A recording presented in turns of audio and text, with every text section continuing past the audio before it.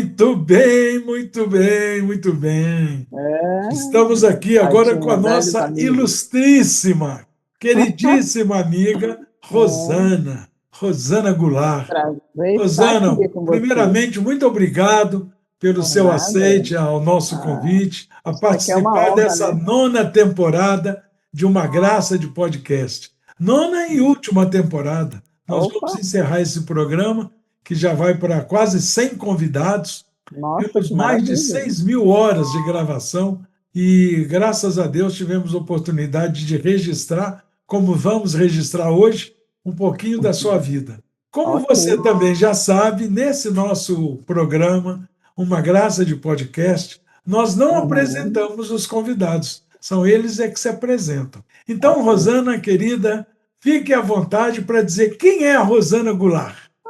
Rosana Goulart, mora em Vitória, né, Espírito Santo, é filha de Djalma Goulart e Silvia Maria da Conceição Goulart, o nome dela até é meio comprido, Muito bem. mas minha mãe, meu pai, um casal sempre foi de muito exemplo para a gente. Apesar que meu pai faleceu quando eu era criança ainda, né? Ah, Ele faleceu quando eu tinha 9 anos, num acidente de carro, e eu estava junto com ele. E eu tive muita depressão na minha infância, né, por causa disso, porque eu era muito apegada a ele. E minha profissão do meu pai era fiscal, né, federal, hoje é como se fosse auditor fiscal, né? Minha mãe era dona de casa e ela teve que trabalhar muito para poder sustentar a gente, porque a pensão dela não era a altura do que meu pai recebia. Mas a gente sobreviveu, graças a Deus, e estamos aí, né? E eu, na minha adolescência, eu tive assim aquela busca, né, por uma coisa espiritual forte na minha vida. desculpa, E Rosana, mas graças, desculpa, é só você? Tem irmãos? eu tenho irmãos, eu tenho mais 3 irmãos. São 2 irmãs e um irmão, Aham. né? E hoje a gente todos moramos no mesmo prédio, que é um prédio da família, né? Cada um está aqui. Aliás, só uma irmã que não mora aqui com a gente, ela mora no outro bairro, que é em frente à praia, né? Ela está lá usufruindo disso, mas a gente mora em família aqui, né? Legal, legal. Isso aí. Mas então você não nasceu então em família Bahá'í, não, né? Não, não nasci em família Bahá'í. Meu pai era muito ativo na igreja metodista. E eu, assim, ia muito na igreja metodista com ele, né? Ainda criança, e eu gostava de estar ali. Mas quando você chega numa certa idade de adolescência, assim, de 14, 15 anos, eu buscava algo diferente. Apesar de que, quando ele morreu, eu tinha 9 anos, e a igreja tinha os irmãos da igreja vinham buscar para a gente continuar na igreja. E Sim, com a ideia de que com 15 anos a gente fosse batizado na igreja e continuasse falando, continuar a obra do seu pai. sim. Mas assim, eu tinha aquele pensamento de que ali não era o meu lugar. Apesar de eu gostar muito das pessoas ali, né? Tinha uma afeição por todos. Uhum. Mas assim, eu buscava algo a mais, né? Então foi aí que Deus me encaminhou para um caminho sem volta, que eu falo sem volta, né?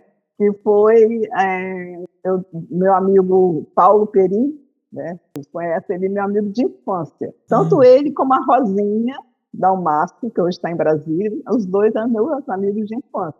Um dia a gente estava batendo papo ali, nós temos a mesma idade, nós três, né, na adolescência, uns 14 anos, 15 anos, assim. E ele chegou e falou: Olha, eu conheci uma religião que é o maior barato. E aquilo me criou uma certa curiosidade, assim, tão forte, que no dia seguinte eu estava na casa da Dona Tuba, né, para ele já era conhecer Bahá'í, melhor. não? Ele tinha, acho que, recém-declarado Bahá'í. Ele estava muito assim, né? Estava Rosinha, conhecendo não? também. Rosinha, não. Ah, Rosinha se declarou Bahá'í depois de mim, aham. né? E aí eu fui numa reunião que ele falou, tem uma reunião na casa de uma pessoa que ela não é brasileira, e aí eu e Rosinha fomos. Eu e Rosinha e uma amiga também. Aí chegamos lá, estava a sala assim, cheia de jovens, nós ficamos até meio sem jeito de entrar, né, aquela coisa assim, mas entramos e chegamos no meio da conversa, né? Mas apesar da gente não, assim, eu principalmente, não entender muito bem o conteúdo ali, mas eu senti assim, uma coisa, assim, sabe, diferente, assim, algo que me atraiu ali. E aí eu saí dali com vários folhetos, eu lembro disso, né? Eu cheguei em casa, eu devorei todos os folhetos, li mesmo, e eu lembro que minha mãe estava até dormindo e eu acordei ela para falar que eu tinha conhecido uma religião, que era uma coisa assim extraordinária e tal. E ela falou assim, ó, só cuidado com isso, não sei o quê. Isso, Mas isso, depois eu isso nos comecei, anos 70, né, Rosana? nos anos 70, 70, 70. não, é mais, Oi. 76, 75, por aí. Então, pois aí esse período era um período no Brasil muito delicado Sim, mesmo, porque tinha muitos grupos de jovens ligados à religião que teve é, problemas, né? exatamente. Então, É, sua mãe ficou preocupada com minha razão, mãe né? ficou preocupada com isso, mas aí eu comecei a falar com ela do que eu estava aprendendo, dos princípios e tal, que era coisa que eu pensava. E realmente, assim, aí eu comecei a participar mais. E eu lembro que Dona Guite também, né, estava morando aqui, ela me deu o livro que era O Novo Jardim. E eu li esse livro, no meio do livro, assim, que era aquela parte de revelação progressiva, para mim, assim, não tive dúvida, né, de que realmente a gente faz parte de um processo, né, que vem culminar com uma religião da atualidade, que você precisa realmente ter uma convivência, colocar sua vida ali, e aí foi que eu reconheci Bahá'u'lláh como manifestante de Deus para essa época, e até hoje estou aqui, né, envolvida nessa batalha espiritual aí. Essa questão que você falou, realmente, mencionando o Novo Jardim, quando fala de revelação progressiva, Sim, eu também era jovem quando conheci a fé Bahá'í, aham. e é uma coisa assim que realmente é muito lógica, né? É Porque lógica, tudo na vida é progressivo, tudo não vem de repente, tudo exatamente. a nossa própria educação, a gente começa sem saber ler, sem saber escrever, vai aprendendo a ler, escrever, a Sim, somar, dividir e vai crescendo. Então, por que a religião é uma coisa que veio pronta e acabou, né? exatamente, era isso mais ou menos que eu pensava. Até eu pensava assim, sabe, porque não está na hora de Cristo voltar, não? Tipo assim, eu ficava com as coisas, está na hora dele voltar, não? Eu acho que já está, né? E aí eu lembro que eu peguei a Bíblia e li como se fosse um livro, assim, sabe? Eu queria entender, eu queria buscar ali, saber que verdade que eu ia buscar ali, coerência. Mas, assim, era difícil isso aí, entendeu? Eu não conseguia. Mas aí, quando eu encontrei a fé, realmente, assim, foi de uma clareza tão grande, parecia tirar o véu da minha frente, né? E eu comecei a enxergar tudo assim muito amplamente. E até eu lembro que até na escola, sabe, você parece que a sua inteligência fica mais aguçada, não sei. Eu era assim a ajudante de todos os professores, né, da escola. Todos me colocavam como seu ajudante para ajudar os outros a entender a matéria. Eu fiquei mais inteligente, não sei. É E incrível, outra né? coisa, assim, um fenômeno que, assim, que eu lembro é que eu achava todo mundo bonito. Entendeu? Eu achava todo mundo lindo, mas que coisa, assim, parece que eu não enxergava isso antes. Como é que, né? Que Realmente, coisa assim, incrível. parece que é uma nova realidade, né? Uma realidade espiritual muito forte mesmo, quando você entende, tem consciência do que é essa fé. É mesmo, né? Você falou agora, isso é uma coisa incrível. Eu lembrei aqui, tem uma passagem dos Sim, escritos de Abdu'l-Bahá, que é o filho mais velho de Bahá'u'lláh, né? sim, Ele fala que nós passamos por essa vida experimentando dois tipos de sentimento, um de alegria, outro de tristeza. sim. Quando a gente está experimentando o sentimento de alegria, é isso aí que você acabou de falar. Parece que a gente tem asas, parece que a gente fica É, mais inteligente, fica com mais clareza e sim, compreensão com tudo, né? E todo mundo exatamente. realmente nos parece ser mais bonitos, melhores pessoas, né? Sim, a gente Incrível, enxerga melhor a unicidade da humanidade, né? Que realmente nós exatamente. viemos de uma mesma fonte, da mesma criação. Então não tem É, que a gente criar diferenças entre um e outro, né? é. Nós somos um povo só, nós somos uma humanidade. Então eu achei a fé Bahá'í muito simples de entender, porque fala que existe um Deus, a Essa, base de todas as religiões é uma só, existe uma humanidade só, né? exato. Essa diferença, você tocou num ponto muito importante. Se você quiser falar um pouco sobre isso, essa diferença entre unidade e unicidade. A unidade você conta, né, mais dois, junta as pessoas diferentes, mas a unicidade se você tem a consciência de que a origem é uma só. Todos nós somos humanos. Então, essa questão de seres humanos, não tem como dividir isso. Somos seres humanos. Exatamente, Né? exatamente. Se a gente, acho que quando a humanidade compreender essa questão que você acabou de abordar, da unicidade, a gente vai Uhum. perceber que o preconceito não tem nem sentido de ser, Não, não uma vez faz. que nós somos folhas de uma Não mesma faz. árvore, né? Não faz, isso não vai no sentido, isso é coisa do passado. Nós estamos numa maturidade da humanidade. Né?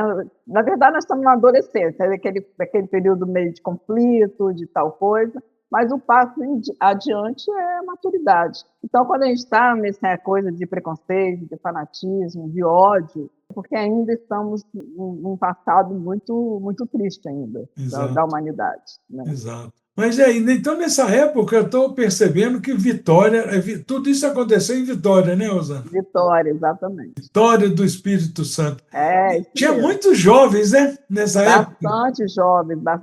Aqui, por exemplo, aqui em Maruípe, né, que eu moro no bairro chamado Maruípe.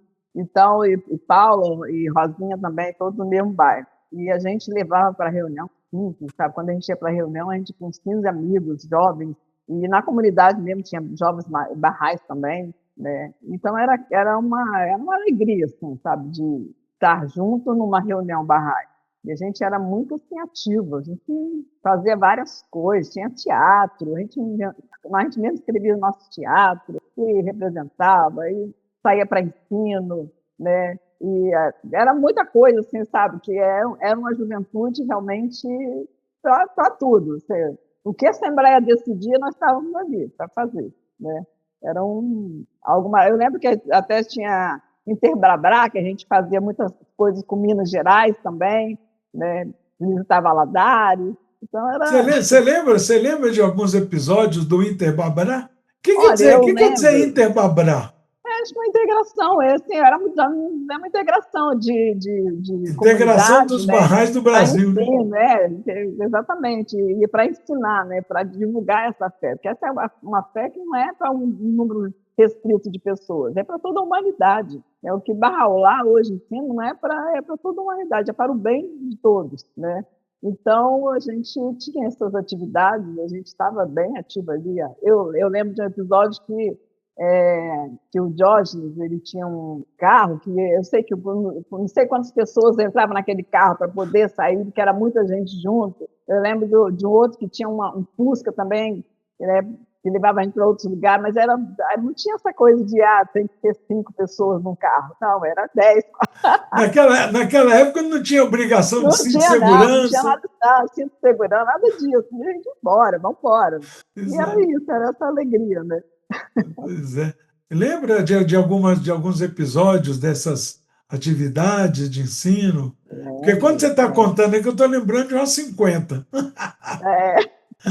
É, Esse. olha, Pode falar. tem uma atividade, assim, tem várias, né? Mas uma que ficou marcada mesmo foi uma viagem que um grupo daqui de Vitória fez para Tocantins, com a dona Guiomar Campostrini, né? Era uma senhora muito elegante, sempre no salto e sempre maquiada e tal. A gente nunca nem imaginava que ela fosse levantar para ir para Tocantins. Né? Na verdade, naquela época, eu e ela fazíamos parte do comitê de pioneirismo, de ensino, acho que é de ensino. Tinha Comitê pioneirismo, Nacional de depois de Ensino e ensino. Pioneirismo. Exatamente. Então, a meta era abrir um novo estado de Tocantins.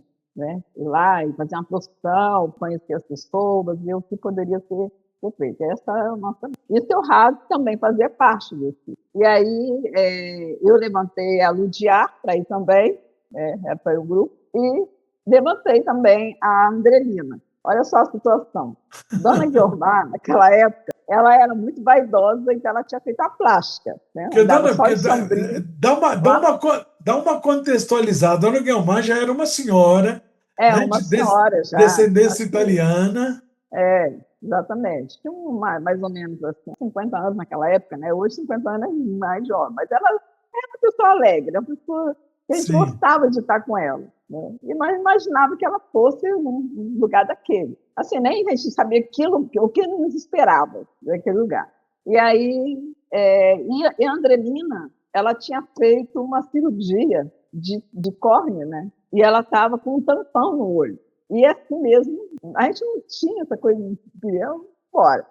E naquela época a gente não, raramente era viajar de avião, né?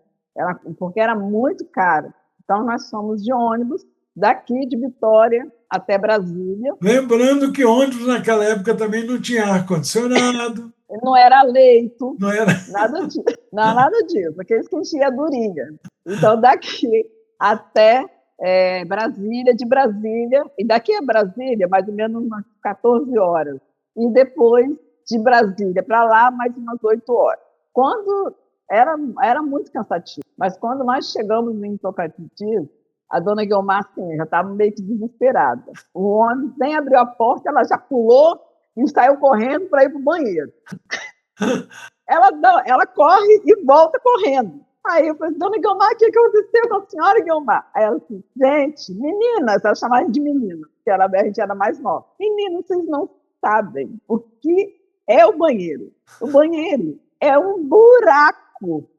Agora, as pessoas de fazer as coisas no buraco, faz em volta do buraco, e agora eu quero saber como eu faço para chegar no buraco. Ai, Aí meu Deus. ela desistiu do banheiro, a gente falou assim, vamos buscar um táxi e ver um hotel para a gente poder ficar. Tá. Aí olha para lá, olha para cá, não vê táxi, não vê nada, não vê carro, ia lá, uma rodoviáriazinha bem pequenininha. Aí, de repente, eu olho assim, vejo um senhor com uma bicicleta cheia de mala. Aí eu falo assim, dona Guiomar, o táxi daqui é bicicleta. Ela, ai, pelo amor de Deus! Eu sei que depois de muito tempo apareceu um táxi lá. Aí nós, né? Um táxi, aí ela com o motorista. Meu senhor, por favor, o senhor leva a gente num hotel, mas não precisa ser um hotel chique, não, um hotel simples mesmo. Até parece que lá tinha hotel, assim. E um hotel simples mesmo. Aí tá. Chegamos a ela à noite, ele vai e leva a gente num hotel lá, apresenta a dona lá e tal. A gente viu que era muito simples. Aí na cozinha a mulher ofereceu uma sopa, a gente estava realmente faminto, uma sopa. Depois ela indicou onde eram os quartos. Então nós chegamos nos quartos, era pura teia de aranha. Isso, quantas pessoas eram, Rosana? Você, dona Guiomar? Eu, dona Guiomar, Ludiá, né, e Andrelina. Ah, certo. 4 O mulheres. hotel, só mulheres, só nós 4. O hotel era pura teia de aranha. Eu nunca vi algo parecido. A gente olhava para o teto assim, era uma cortina de teia de aranha, tudo cheio de teia de aranha. Aí a gente não tinha escolha, tinha que ficar ali mesmo, né, suportar aquilo ali. Aí no dia falou assim, eu vou tomar um banho. Aí quando ela entra no banho, daqui a pouco ela começa a gritar, ai, socorro, socorro. Aí o que foi adiar? O banho era cheio de morcego. Ai, meu Deus do céu.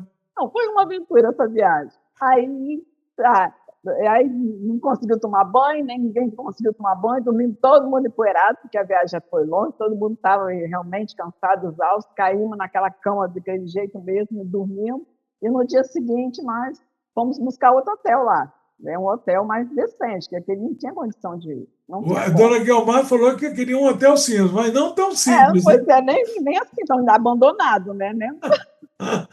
Estava assim, Ai, abandonado. meu Deus. Mas aí nós achamos um outro hotel que estava assim, cheio de trabalhadores da Petrobras. Só nós de mulheres naquele hotel. Ai, meu Deus. Cada uma. Mas era um hotel melhor. A gente tinha liberdade de ir na cozinha, de fazer as coisas que a gente desejasse, né? Fazer comida e tal. Era assim, uma coisa meio caseira, né? E aí, no dia seguinte, nós fomos fazer as nossas atividades, que era conhecer os moradores, conversar, Quanto tempo vocês planejaram ficar na cidade? 15 dias. 15 Então, 15 dias. dias, 15 dias. Então, nós fomos conhecer as pessoas e tal, foi na prefeitura, você perguntar, mas conhecemos a secretária de educação, e também a gente tinha uma tarefa de conseguir um local para uma palestra, que a Zé Mari, que era da Assembleia Nacional na época, ia dar uma palestra de educação. Então, a gente conseguiu também esse local com a prefeitura, e a secretária, eu lembro que era muito simpática, ela falou assim, nossa, mas vocês são bonitos. Aí, dona Guiomar, eu falava assim, Mas ó, eu já dei uma esticadinha, né? Só lembrando, Rosana, só lembrando que Dona Guiomar deve estar rindo, porque ela já está no céu há algum tempo, né? Eu já contei essa história tantas vezes, as pessoas morrem de rir. Aí, Guiomar. Sim, um detalhe que eu esqueci, que eu falei, seu Razi era do comitê também, né? E aí, ele, antes da gente sair de Vitória para ir para Tocantins, ele, na reunião que a gente teve de preparação e tal, ele falou assim, vocês poderiam conhecer a Ilha do Bananal. Aí, Dona Guiomar já falou, doutor Razi, o senhor não inventa, porque nós não vamos na Ilha do Bananal. Ficou quieto, né? Tá bom, tudo bem. Então, aí, agora em Tocantins, a gente fomos fazer o nosso trabalho com pessoas. Aí eu e o Diá, era uma dupla que, né, cada um se dividiu lá, Delmar e Andrelina, e eu e o Diá fomos conhecendo na pracinha vários senhores, jogando dama, né? Aí eu fomos conversar com eles, e aí na conversa ele falou que ali perto tinha uma aldeia indígena. Rosana, lembrando que nesse período em Tocantins era Gurupi mesmo? Era Gurupi, a Gurupi. cidade que nós somos. Isso, Não não tinha tinha ainda nenhum definido qual barragem. era a capital. Isso, não era estado ainda, né? Ou Né, tinha já era chamado estado? estado, mas a capital ainda não tinha sido definida. Certo, que Estava era Palma. entre Gurupi e Palmas. É. Né? Mas Mas nós é só fomos para lembrando Gurupi. que não tinha nenhum barragem, ninguém nunca tinha ouvido Não, falar da fé, ninguém. Nós fomos lá para conhecer e para depois abrir a começar um cidade. trabalho para abrir a cidade. Né? E aí esses velhos falaram, olha, tem uma aldeia indígena, vocês podem entrar, conhecer, né? Ficamos empolgados. Voltamos para o hotel, né? Lá Dona no Guiomar nem relatório. lembrava, né? Não, nem... Fomos para o hotel, não, olha, nós encontramos, demos nosso relatório, encontramos senhores e tal, falamos com ele da fé, e ele falou que existe uma aldeia indígena aqui.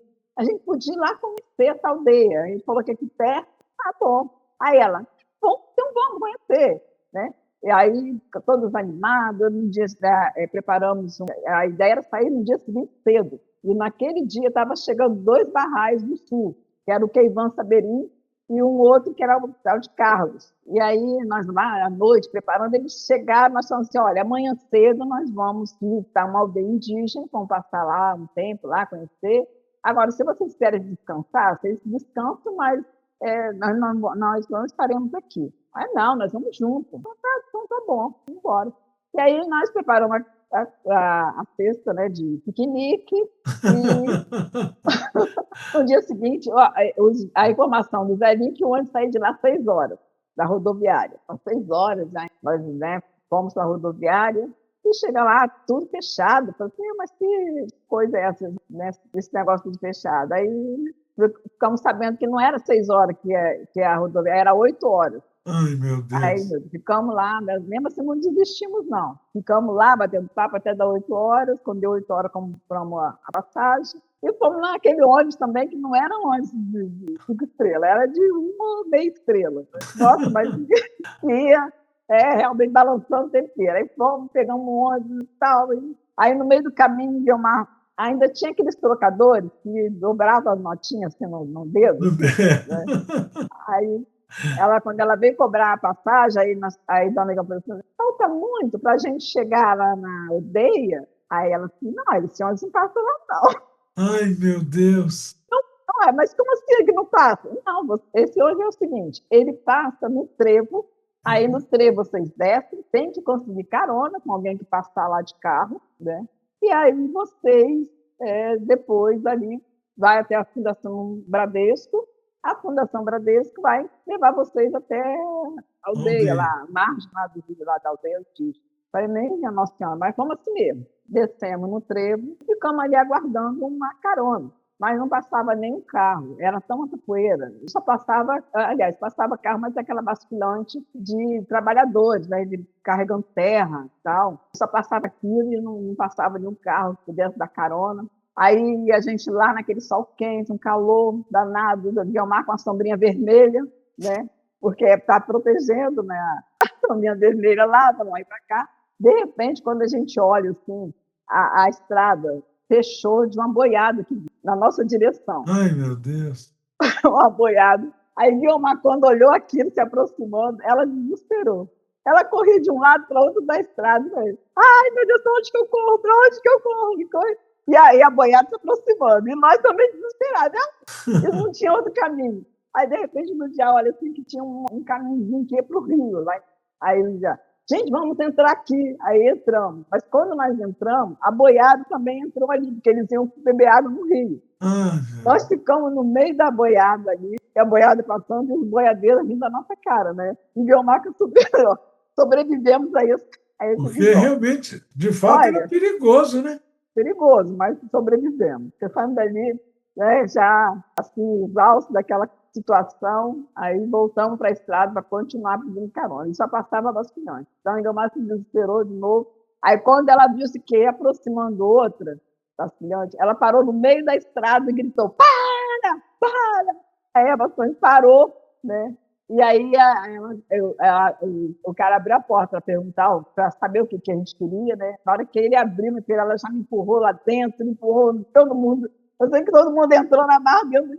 Aí ela disse: meu senhor, pelo amor de Deus, leva a gente até a aldeia indígena, até a Fundação Bradesco, a gente sabia, porque a gente precisa visitar a aldeia indígena. Aí ele falou: tudo bem, vou levar vocês. E aí ele levou, né, a gente até a Fundação Bradesco. Da Fundação Bradesco, a gente conseguiu uma caminhonete lá, do servidor lá, que levou a gente até a margem do rio Javaé, que era o rio onde a gente tinha que atravessar para chegar lá do outro lado da aldeia. Aí chegamos, aí o rapaz falou assim: vocês ficam aqui aguardando, vai vir um índio buscar vocês.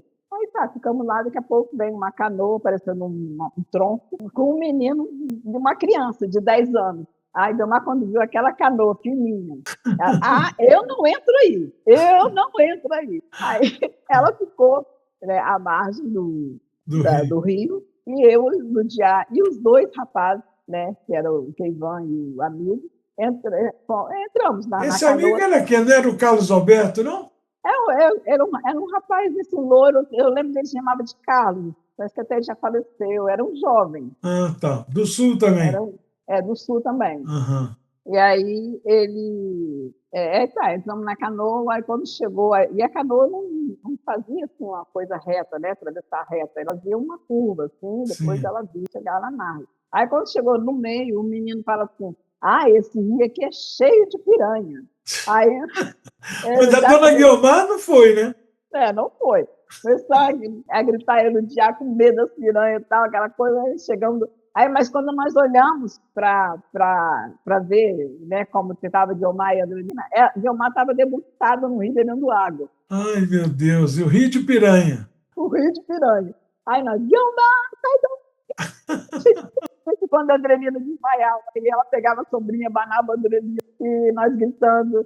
E aí, eu sei que chegamos lá do outro lado, e aquela confusão toda. Visitamos rapidinho, né, a aldeia, porque tínhamos que voltar, porque o ônibus ele tinha um horário para passar. Se a gente perdesse aquele ônibus, ia ficar no meio do caminho. E às vezes nesses lugares é um ônibus só, um horário só, exatamente, né? É um ônibus só, um horário só. E aí nós conseguimos visitar rapidinho, conhecemos o Cacique, conhecemos senhoras lá e tudo, foi muito bom.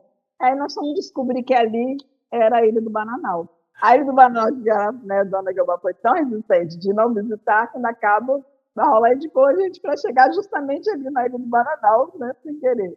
E foi aí que... Aí depois voltamos e tal, no meio do caminho, pegamos ônibus, conseguimos ônibus, tudo, né, para chegar em casa. No meio do caminho, o amigo do Keivan, esse cara, você queria saber de quem foi essa ideia. Ele no dia bem caladinho ali. Do Comitê Nacional de Ensino. Eu não queria saber. Aí, sabe, então foi assim, uma viagem muito cheia de aventura, mas a gente teve muitos frutos, foi muito produtiva, né? A gente conheceu bastante gente, autoridade. As autoridades nós eram nossos amiguinhos. Foi muito maravilhoso essa viagem. E aí, lá em Gurupi foi bom a atividade? Teve a palestra da Zéu? Teve a palestra da Zéu. A Zéu também teve outro episódio muito engraçado, porque na portaria desse hotel tinha um senhor que a gente apelidava por... Era um personagem de uma novela, né, que fazia por Lima Duarte, que eu nem me lembro. Não esqueci o nome. Eu não sei o que, Mutema, não? Mutema, Sassá Mutema. Sassá Mutema. a gente apelidava porque ele era muito parecido, né? Sassá Mutema. Aí falamos com ele assim, olha, vai chegar uma amiga nossa aqui à noite, ela ia chegar bem tarde, lá para meia-noite, ela nem escura, aquela americana que era bem... Vai chegar e fala mais ou menos como ela era e tal, e aí só pode indicar para o nosso quarto, que a gente vai deixar já pronto lá para ela ficar lá, dormir lá. Aí ele falou, tá bom. Chegou a noite, né, a Vel chegou para o nosso quarto, e no dia seguinte já era a palestra dela. Então, ela saiu de lá toda bem arrumada, né, com um turbante, ela gostava de usar um turbante, toda elegante. Aí, quando chega na portaria, aí o Sassá Mutema fala assim, nem parece aquela, hein, que chegou aqui com a capa do Zorro, os cabelos. Por quê? Porque tem que lembrar, né, Rosana, que Zéu era uma mulher preta, bonita, mas Bonita, autona, né? Autona, né? E ela ainda veio com uma capa preta, né? E aí ele falou, nem parece aquela que chegou aqui com os cabelos assim, com a capa do Zorro. Olha, a gente ria muito. Era uma viagem que a gente só ria de tanta coisa engraçada que acontecia. Então, essa foi uma das viagens que foi maravilhosa. Assim, Esse período do desenvolvimento da fé no Brasil é realmente um período assim muito especial, né? Nós que tivemos o privilégio de viver esse período, a gente, por exemplo, essa história que você contou agora, e tem tantas outras que com certeza você vai contar, não tem mais essa oportunidade, né? São oportunidades que vieram e foram. Quem aproveitou daquela época tem saudade, tem o que contar. Exatamente. Mas agora, essa geração da agora, tem também oportunidades que nós não tivemos, né? E que eles precisam de aproveitar, porque no futuro eles vão poder estar como você, contando essas histórias, essas experiências maravilhosas, né?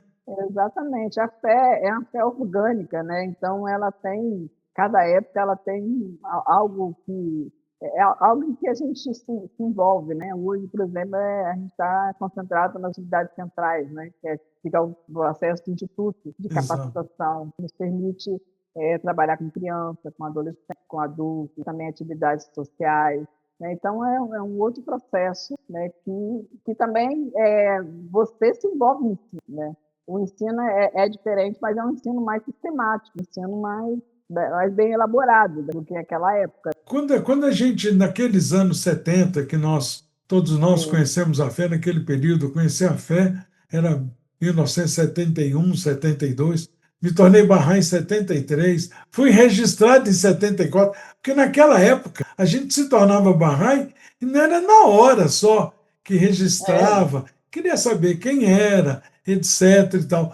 A geração anterior à nossa, que era a geração de Sérgio Couto, Rolf, Fonchecos, essa turma, eles tinham até uma espécie de prova para responder. Nossa, se passasse na prova. Eu lembro que na minha época já não tinha isso. Né? Na minha também não. Mas assim, eu li muito assim, antes de aceitar a fé. Mas, eu tinha uma simpatia, mas eu queria entender mesmo. Então, a questão da revelação progressiva, isso aí e também a questão da vida após a morte, que a Fonte Bahá'u'lláh dá a respeito, porque assim, a perca do meu pai foi algo que me trouxe muita depressão, né? Depressão, muita tristeza mesmo. Sim, claro. Né? Mas, assim, quando você tem as explicações espirituais, né, que o Bahá'u'lláh fala sobre a vida após a morte, sabe, te dá outra clareza, faz sentido a vida, e aí você não tem que ficar lamentando. Né? Eu também perdi meu pai com 10 anos de idade. Eu tinha 10 anos, eu era o mais velho, eu tinha 10 anos, a minha irmã do meio tinha 8 e a caçula tinha 4. Só que mamãe já trabalhava, meu pai era também da polícia, né? E tinha um bom salário, minha mãe também era funcionária pública. Então nós passamos aperto depois do falecimento dele, porque a pensão era uma coisa insignificante. Mas como minha mãe trabalhava, então já ajudou muito e tal a gente não passar fome, mas as necessidades era grande. E eu, como você sabe, sou de Belo Horizonte, então naquela época, uma família mineira que não tinha queijo dentro de casa era bem pobre, porque queijo era uma coisa barata, né? E eu lembro que toda noite a gente ia para o quarto de mamãe e a gente ia rezar. Nós éramos família católica, aí ela pegava o texto, a gente lia meio texto todo dia, e uma vez por semana fazia o texto inteiro. Aí, uma noite, eu falei, mãe, a gente toda noite reza, e agradecendo a Deus, que era o que a gente mais fazia, é agradecer a Deus. E a gente está comendo arroz com feijão, não tem queijo, não tem carne. Aí eu citava alguém da vizinhança, come bife, e tem verdura, tem salada. Aí a mamãe falou assim: meu filho, nós toda noite rezamos e agradecemos a Deus pela saúde que a mamãe tem, de poder trabalhar e trazer o arroz com feijão. Mas você pode ter certeza que essa vida um dia vai mudar. Nós temos que pedir a Deus que mude para melhor, porque pode mudar para pior também. Então, quer dizer, a minha infância era isso na minha cabeça, a gente agradecendo a Deus comendo arroz com feijão. E, de fato, ela tinha razão, a vida é assim, muito dinâmica. A vida melhora, piora, às vezes de uma hora para outra, né? São crises e vitórias, né, na nossa vida. Isso. Então, quando eu conheci a fé, foi uma coisa assim, meio que continuidade daquilo que eu ouvia da minha infância, a educação que minha mãe dava e tal.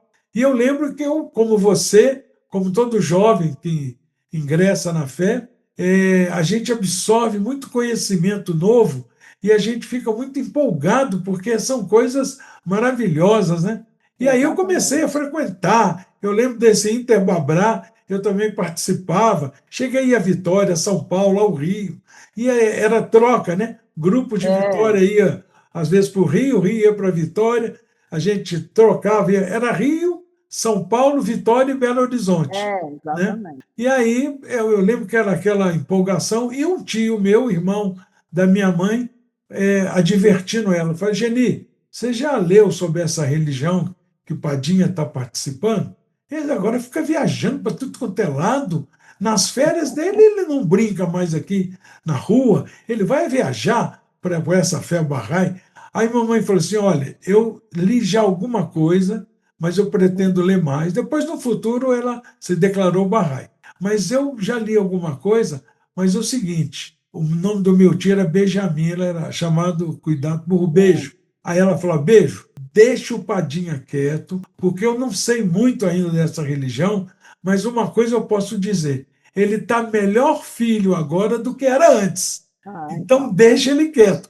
Então, o que eu quero dizer com isso é que todos os amigos que conhecem a fé, que se tornam Bahá'ís de ontem ou de hoje, estamos sempre sendo observados.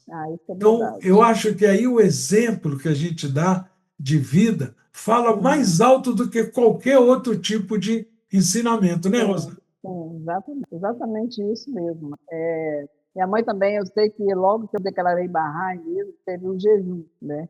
E aí ela, não, se você vai ficar sem comer, você está amarelo, porque eu estudava. Fala um pouquinho, Rosana, fala um pouquinho desse jejum, porque tem muitos amigos que nos ouvem, nos veem e não sabem muito da fé. Então, o jejum é uma lei Bahá'í, né, em que no último mês, né, Bahá'í, a gente faz 19, que o Bahá'í tem um calendário, né, Bahá'í, que são 19 meses e cada mês tem 19 dias. Então, no último mês, a gente faz o jejum. Esses são 19 dias e a gente se alimenta, né, antes do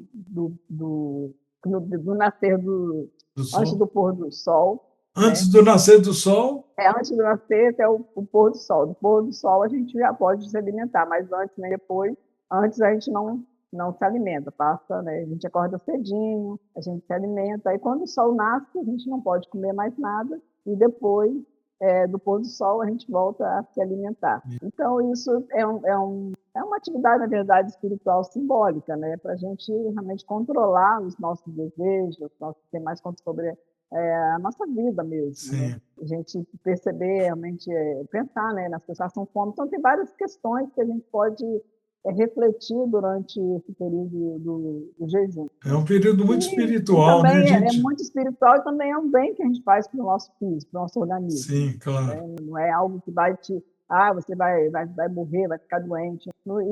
E é um jejum como seco, né? Você também não bebe água, não. Você passa esse período sem nada na boca. Então, tem Tem muitas histórias engraçadas no início, né? Quando a gente faz jejum, a gente não sabe muito bem como é que é direito. Eu lembro que um amigo falava assim: ai, mas eu estou cansado de ficar bebendo só água. Né? Aí, olha, meu filho, nem água você pode beber. Né? Então, tem muitas coisas. Eu lembro da tua amiga minha falava assim: olha, ai, eu não aguentei. Na hora de tomar banho, eu abri a boca debaixo do chuveiro. Então, são assim, coisas que a gente vai, a vida da gente é um aprendizado, né? E a gente vai aprendendo, e Exatamente. tranquilo mesmo, gente. Uma coisa difícil não é. Então, a gente tem força de vontade porque é para o nosso próprio bem. As leis de Deus é para o nosso bem, não é Exato, para agradar a Deus. A gente não faz essas coisas para agradar a Deus, porque Deus não precisa do nosso agrado. É para a exato. nossa vida. Mas aí, então, você estava falando que você é do período do jejum. É, minha mãe falava, você, então tinha, sabe, são coisas assim, que a família vai te colocando, né, como se fosse algo ruim para você, porque você vai seguir uma religião assim e tal.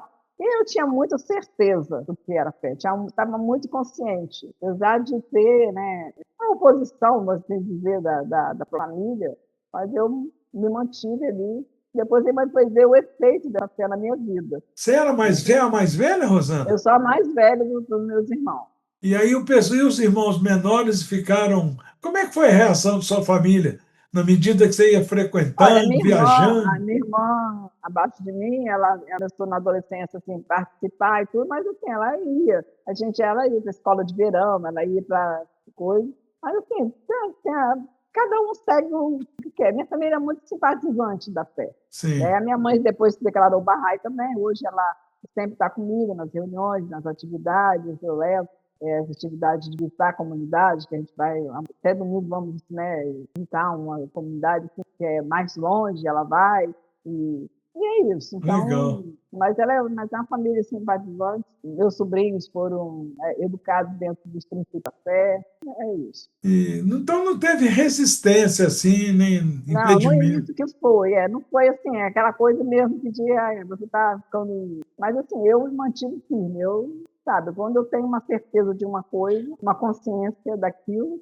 e aí depois o efeito que aquilo, minha mãe foi vendo que a fé trouxe na minha vida, eu era uma pessoa mais alegre, era muito introvertida, aquela pessoa muito calada, ela foi vendo que eu já estava mais, assim, integrando mais isso para as pessoas, né? Então, ela foi indo o efeito mesmo, e aí ela, é isso, realmente transforma a gente, ela muda. Exato.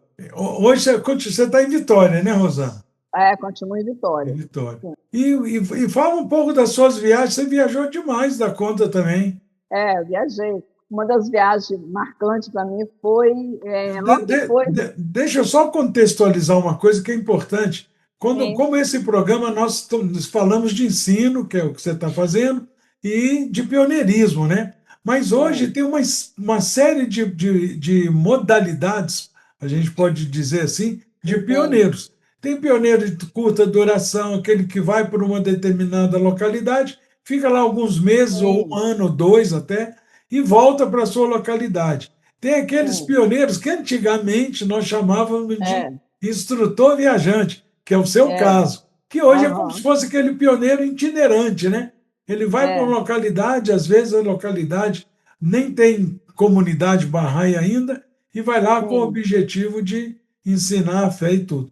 Mas é importante você ter lembrado da época lá de Gurupi, de Tocantins, da Ilha do sim, Bananal, porque naquele período todo lugar que a gente ia, que não tinha barrais, que a gente ia visitar pela primeira vez, era padrão. A gente visitava o delegado de polícia, a o gente visitava prefeito, o prefeito, as autoridades, né, meio constituídas, de comunicação, a gente em rádio, TV, assim, jornal, exatamente. jornal, E ainda andava com uma carta chamada Lealdade ao Governo, exatamente. para mostrar que a É, gente não era terrorista, né? não, né, exatamente, porque tinha Isso. uma certas religiões, umas seitas, né, que apareciam, que enviavam realmente para um caminho que É, não faz sentido na vida. Mas aí, isso. voltando ali, de uma viagem também marcante foi em 89, logo depois que essa viagem para Gurupi foi em 87, 88, 88. Em 89 eu fui fazer peregrinação, né, a Terra Santa, e eu me ofereci para visitar ao Centro Mundial da Fé Bahá'í, né, para visitar um país de língua portuguesa, que pudesse fazer ensino. E aí, quando a gente foi, nessa peregrinação, foi eu, Ludiá e Kátia, que era uma amiga de Vila Velha, da Rai. Então, nós três fomos, e aí, lá, depois da peregrinação, nós tivemos uma reunião com o Mundial, e eles indicaram os dois países, foi a Guiné-Bissau e Cabo Verde. Então, eles colocaram eu e Kátia em Bissau, e Ludiá em Cabo Verde. Então, a história também, essa história é interessante, porque quando eu e Kátia chegamos em Cabo Verde, aliás, o Centro Mundial nos deu... Naquela época não tinha celular, não tinha essas facilidades que a gente tem hoje. Então, ela deu um número, um papelzinho assim, de um telefone, que quando a gente chegasse no aeroporto, a gente ligar para aquele número que a pessoa iria nos buscar. Então, eu e o Kátia até sentamos em lugares diferentes no voo, não sei, a nossa poltrona não era nós dois. E aí nós, quando chegamos na Guiné-Bissau, assim, o aeroporto também é aquela coisa assim, meio precária, parecia um galpão, sei lá, um negócio esquisito. Parecia uma rodoviária melhorada. Um negócio assim, meio estranho. Aí descemos e fomos, primeira coisa, procurar um telefone para ligar. E aí olhamos para lá, fomos para cá, e cadê? Não tinha um telefone nessa rodoviária, nesse aeroporto. Nenhum telefone. Aí, de repente, quando eu olho assim, tinha um rapaz carregando as nossas malas. Aí eu falei assim, cara, você conhece esse rapaz? Ela disse, eu não. Porque nós sentamos, pensei que ela tivesse feito amizade com alguém, né? Aí eu não. Falei, tá, então vamos correr atrás dele. Aí nós corremos atrás dele. Você, por que você está carregando nossas malas? Ele falou assim, olha, eu vi que vocês estão aqui procurando um telefone. E aqui nesse aeroporto não tem telefone. Vocês têm que ir na minha casa e de lá vocês ligam. Aí ficou eu e ela olhando para a cara da outra, pensando, o que a gente faz? Aí resolvemos que o cara tinha um jipe. Nós entramos nesse jipe. Meu Deus do céu! Olha só, e fomos. E quando chegamos lá, ele falou, olha, vocês podem entrar, o telefone está ali, vocês podem ligar. E aí a gente ficou assim, mas a gente ligar, a gente não sabia nem como fazer, porque a gente não sabia falar onde a gente estava, né? Se a gente ligasse a pessoa, como a gente fala, onde que nós estamos? Aí ele pegou o telefone, ele ligou, e essa pessoa que atendeu foi Márcia. Nossa! Márcia, né, que estava morando lá na época. E aí ele ligou, falou onde era a casa dele, e a Márcia foi lá e nos explicou. Então a gente vê assim, como que Barrola bota anjos na nossa vida, né? Porque se não fosse esse rapaz, acho que ele estaria até hoje lá no aeroporto. Meu Deus do céu. Contato, e depois desse rapaz, vocês não falaram da fé para ele, Rosana? Não, nós falamos, assim, mas eu não lembro assim, muito bem se a gente tinha folheto, se não tinha, mas assim, chegamos a falar com ele. E que a Márcia também pegou o contato dele e tudo. Mas assim, não foi uma pessoa que ficou próxima depois, parece que ele surgiu ali para nos guiar até. Que coisa, né? E a Márcia foi. E aí nós fizemos bastante assim, ali na Guiné-Bissau. Eu sei que a gente passou muito mal ali, que era muito quente. Na época, na Guiné-Bissau, não, Osíris não morava na Guiné-Bissau, não? Já estava? Morava ele, né? a esposa. Trabalhou na Embaixada Brasileira. Conhecemos. Tem outra moça também que era de BH, que morava lá. Mercedes. A Mercedes também, mas tem outra. É morena. De Belo Horizonte? Como é que era? Judite. Né? Judite era portuguesa, eu acho. Não, Judite português. Edith. Casou com um francês.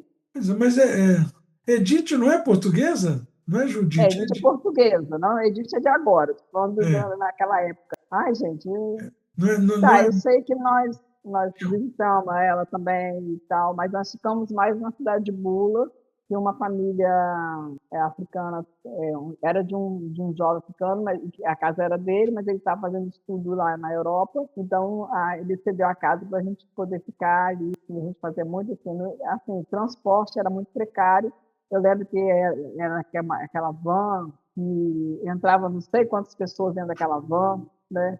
Entrava cabrito, cachorro também, era uma coisa de louco. Aí depois, com o tempo, arranjaram uma bicicleta para eu poder sair, e um Bahá'í me acompanhando, né? Mas a gente ia muitas vezes de bicicleta mesmo para outra cidade, pedalando. Legal, mas assim, também uma história assim, muito significativa, assim, de aventura também, mas de muito ensino, de muito aprendizado. Então foi muito bacana. Naquela época, seu Rolf também estava lá, porque era a época da eleição da Assembleia, a primeira Assembleia Nacional da da Guiné-Bissau. Guiné-Bissau. Primeira Assembleia Acho que Osíris foi eleito também, eu acho.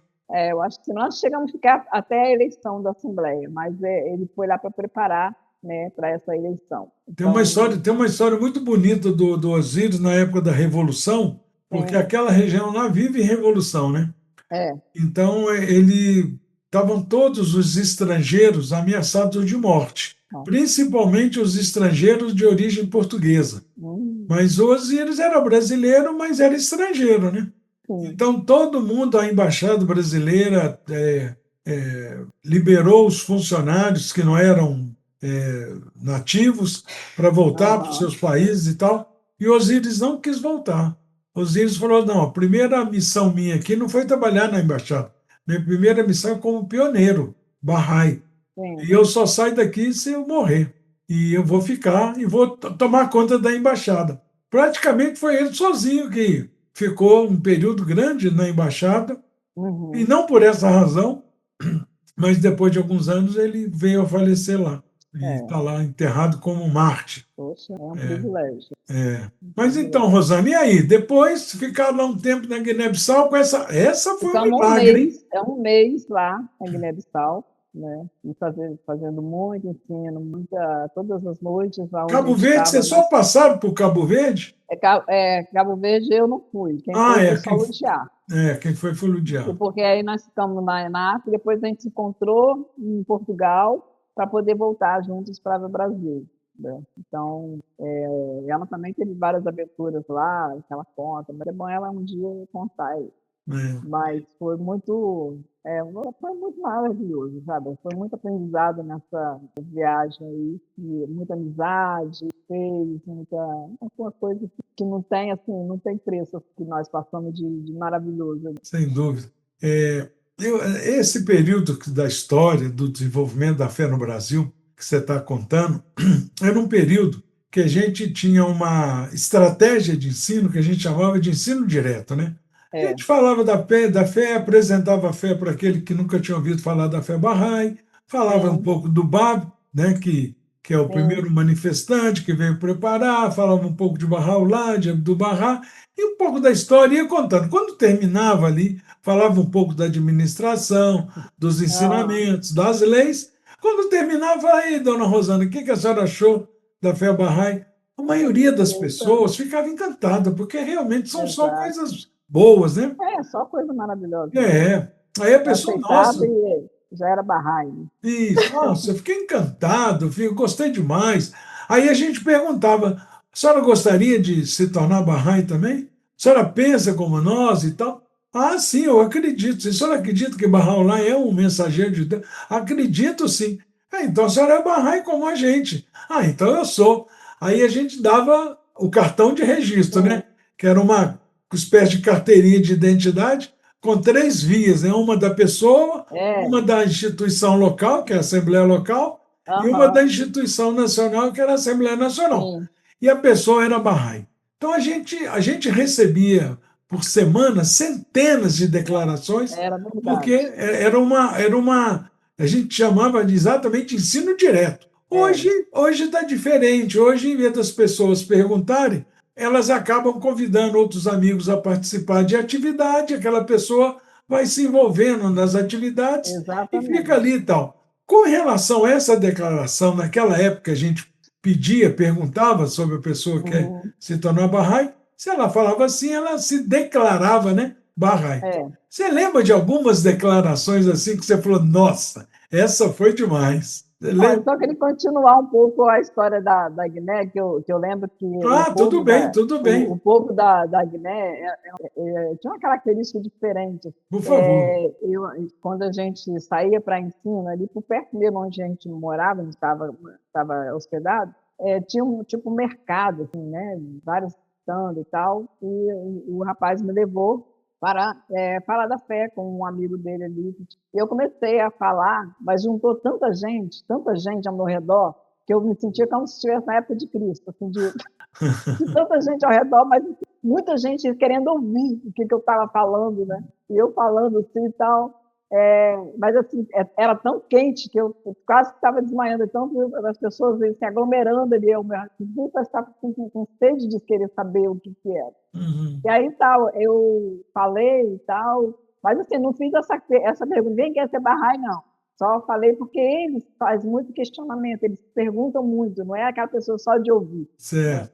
Eles ficavam fazendo muitas perguntas, eu respondendo e tal. Aí depois que terminei, um garoto chegou e falou assim, olha, aquele rapaz daquela outra que anda lá de baixo, ele quer saber o que fé é essa que está falando aí. Aí eu falei, tá, então vou lá. Aí saí para ir lá, aquele povo que estava ali ao meu redor, todos me acompanharam, todos. Era uma multidão. Eu falei assim, eu olhei assim para trás, estava todo mundo atrás de mim. Mas era muito engraçado isso, eu nunca tinha vivido uma situação dessa. Aí fui, falei com o rapaz, e ele também se entusiasmou, gostou bastante. Todas as noites, a gente tinha reunião de casa aberta. A reunião de casa aberta é uma reunião que a gente dá a oportunidade das pessoas quererem saber mais sobre a fé, mais detalhadamente e tal. E todas as noites era cheia aquela sala. Era muita gente, né, querendo saber. E eles têm realmente essa questão de não só ficar ali por ouvir, eles fazem muita pergunta, eles querem saber a fundo o que significa. Sim. Né? Então era um povo diferente. Agora, dessa forma que você está falando, da gente perguntar, eu lembro muito na Bahia. Eu fiquei uns 4 meses lá na Bahia, e quem estava tomando conta da sede lá, no início era Sérgio Couto, e depois foi o Luiz Gonzaga. Eu peguei mais o tempo do Luiz Gonzaga. Né? E a gente saía muito para ensino, na praça e tal, e também juntava muita gente para ouvir, e depois me perguntava, vocês entenderam muito bem o que é a fé Bahá'í, aceita Bahá'u'lláh, aceita o filho de Bahá'u'lláh como o exemplo perfeito, e aí as pessoas respondiam, a gente ficava ali anotando o nome de todo mundo, que ela fazia fila até, né, para anotar o nome das pessoas que tinham se declarado Bahá'í. Então, eram momentos maravilhosos mesmo. Era uma outra realidade, né? Outra realidade. Outro tempo. E hoje o pessoal é mais envolvido, né, na participação. Mas a gente tem hoje a gente trabalha com construção de comunidade. Então, trabalha com as crianças, mas as crianças têm pai, têm irmão, têm vizinhos. Então, a gente acaba, de uma criança, tendo contato com outras pessoas. Né? Então, a criança e família vizinhos. Né? Então, essas pessoas acabam se envolvendo também. Porque você tem atividade com as mães, tem atividade de reuniões com as mães, né? Pode convidar ela para também ter capacitar para atividade com as crianças também, seus filhos. E assim, né, vai crescendo, né? Desenvolvimento, e chega um momento que as pessoas também vão reconhecer Bahá'u'lláh, porque é tudo inspiração Bahá'í. Toda atividade de inspiração, as pessoas vão ter contato com a palavra sagrada. E muitas vezes essas famílias têm também para jovens, tem jovens, né? Para jovens, aí a gente começa nesse movimento aí. Eu estou num movimento, mais ou menos, uma vizinhança aqui, que é para chegar a um ponto de intensa atividade. A gente está no trabalho com a vizinhança, as crianças, muitos pré-jovens também, né? E vai envolvendo também outras pessoas simpatizantes ali, liderança de bairro, né, que vai se interessando, né? Tem uma liderança de bairro lá que ela falou, olha, Rosana, você é uma pessoa muito bem notada aqui. Quer dizer, as pessoas estão observando você ali no bairro, estão vendo que você tem constância nas coisas. Né? A gente precisa ter constância. Né? Começar uma atividade e depois largar para lá. Não, seguir o processo, ter constância, ter firmeza, né? Moço, se você vai dar aula para a criança, tem que pensar, são 5 anos, pelo menos, que eu vou me dedicar a isso. E depois dessas crianças, se tiver passar para adolescente, se for você tem que pensar uns 3 anos, que é um programa maravilhoso trabalhar com o adolescente. Esse é um programa, você podia falar um pouquinho mais sobre esses programas, que está ligado também ao Instituto Ruhi, né? Então, esses programas são verdadeiros programas educacionais, que educa-se também o espírito, né? A religiosidade, o respeito aos pais, o amor um ao outro, como você colocou no começo dessa nossa conversa, aspectos da unicidade de todos nós. Então, fala um pouquinho sobre isso, isso é muito interessante, porque essa é uma forma hoje por isso que eu perguntei, porque na época, nesses anos 70, 80, que você estava se referindo, o ápice da atividade de ensino era a pessoa ingressar na fé. E aí a gente Sim, tem muitas histórias mirabolantes, né, de pessoas que não conheciam a fé e acabou conhecendo a fé, se tornando Bahá'í, às vezes de maneira mágica, né? é, Então, por isso que eu perguntei se você tem alguma lembrança desse período. Mas sim. fica à vontade para falar também. Continua na parte 2.